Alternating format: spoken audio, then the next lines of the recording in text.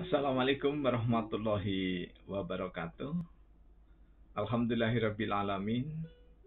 Allahumma shalli ala Muhammad wa ala ali Sayyidina Muhammad. Pemirsa yang dirahmati oleh Allah dimanapun, Indarwanto Hikmatologi dalam serial monolog berusaha untuk mengajak diri kita masing-masing melembut cerdaskan hati nurani.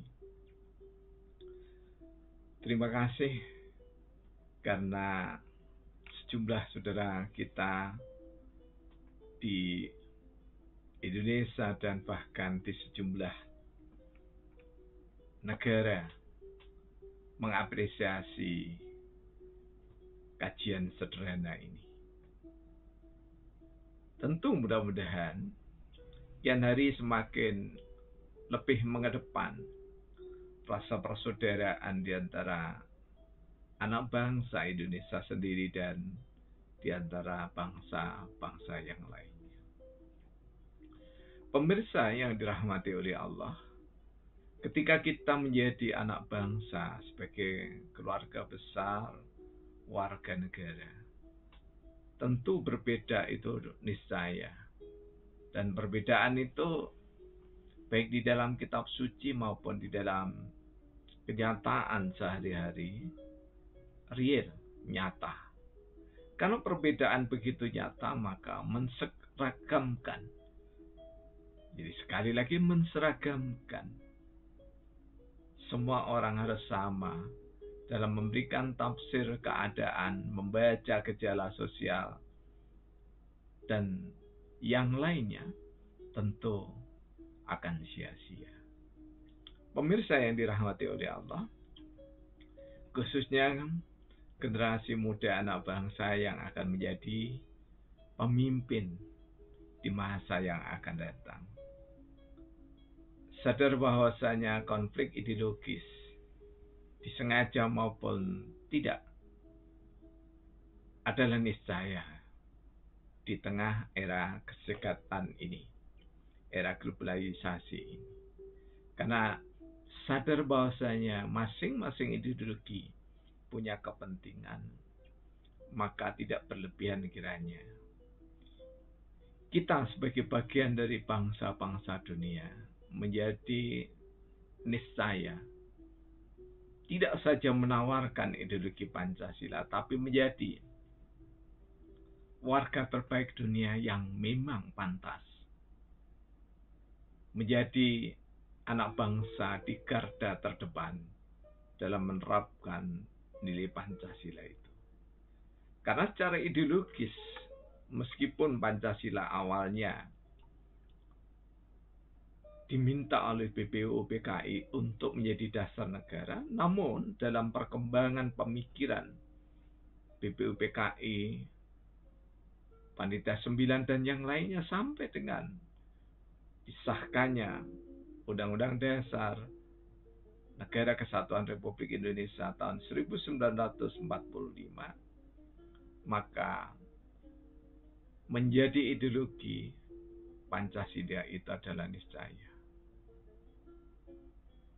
Secara ideologis, Pancasila memenuhi standar. Ada ide yang diperjuangkan. Ada abstraksi pemikiran yang perlu diejawantahkan. Dan abstraksi gagasan besar itu milik seluruh bangsa di dunia.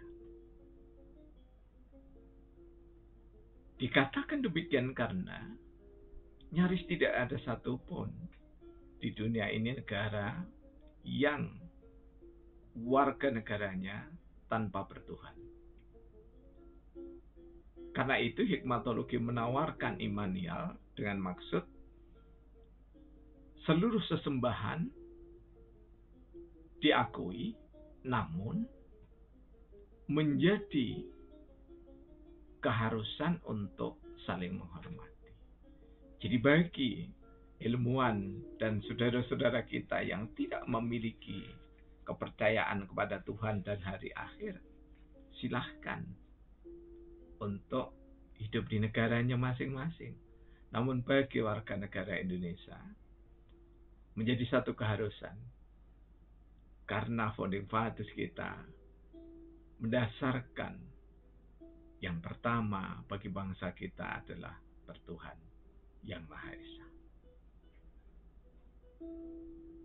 Punya kekuatan secara instrumental bahwa ketetapan-ketetapan MPR maupun peraturan perundang-undangan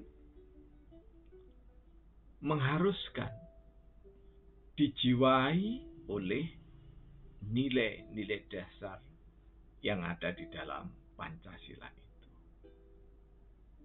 Kita harus menyampaikan pada generasi muda tidak saja klasikal, namun juga harus mampu dipraktekkan dalam kehidupan sehari-hari. Lagi-lagi praktek tak sadar mengenal makna namun mengenal pengejawantahan dari Pancasila, baik dalam bermasyarakat, berbangsa dan bernegara. Belajar ke tokoh-tokoh masyarakat desa niscaya. Mengapa? Karena di pedesaan Indonesia tidak saja Pancasila itu dihafalkan, bahkan sebagian di antara orang tua tidak hafal, namun mengejawantahkan itu menjadi keseharian, sehingga nilai praksis ideologi Pancasila itu nampak nyata.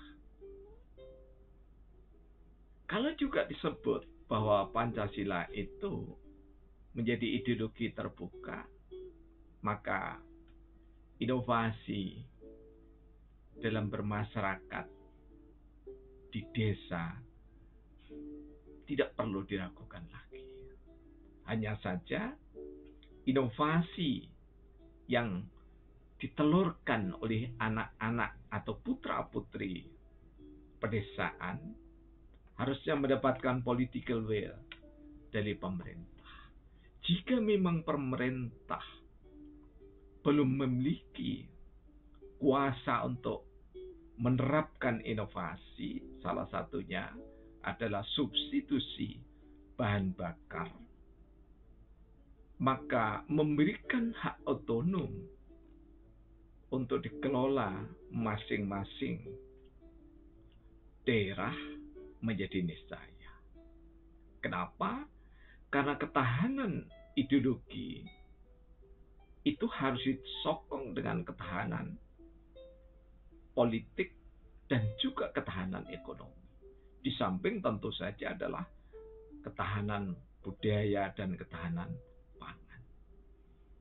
Jadi, membentengi anak bangsa dari pengaruh globalisasi itu bukan mencegah masuknya arus globalisasi ke tengah kehidupan berbangsa dan bernegara, namun justru kita harus sama-sama tampil. Tidak lagi sekedar melihat perbedaan, namun perbedaan itu harus mengayakan inovasi di tengah peradaban global ini. Lagi-lagi contoh di pedesaan. Ada kasus menarik. Dari ekstrak biji jagung, putra Sumber Manje Wetan Kabupaten Malang telah menawarkan pada pemerintah sejaknya kurang lebih sekitar hampir 5 tahunan. Sudah di blow up di televisi nasional. Namun hingga kini belum ada respon yang positif dan konstruktif dari pemerintah tentang substitusi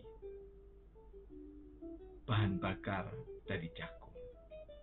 Karena jika bahan bakar dari jagung, bahan bakar dari listrik, bahan bakar dari matahari, itu menjadi ketahanan nasional Indonesia, maka ada pilihan-pilihan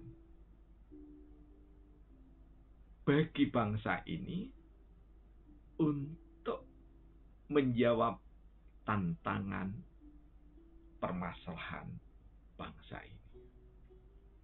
Jadi, penawaran-penawaran ideologis dari luar, apakah mereka yang berselimut agama atau yang berselimut anti agama, sama-sama tidak menguntungkan bagi negara bangsa yang berdasar Pancasila. Namun, itu harus menjadi kekuatan.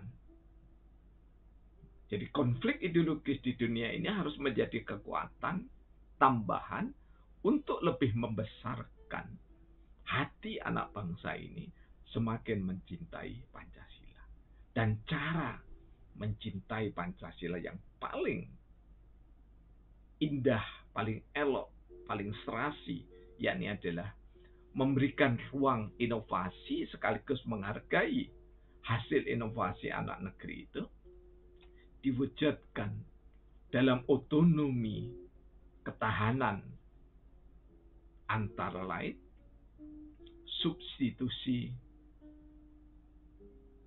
bahan bakar, substitusi energi, ataupun pangan secara kedaerahan.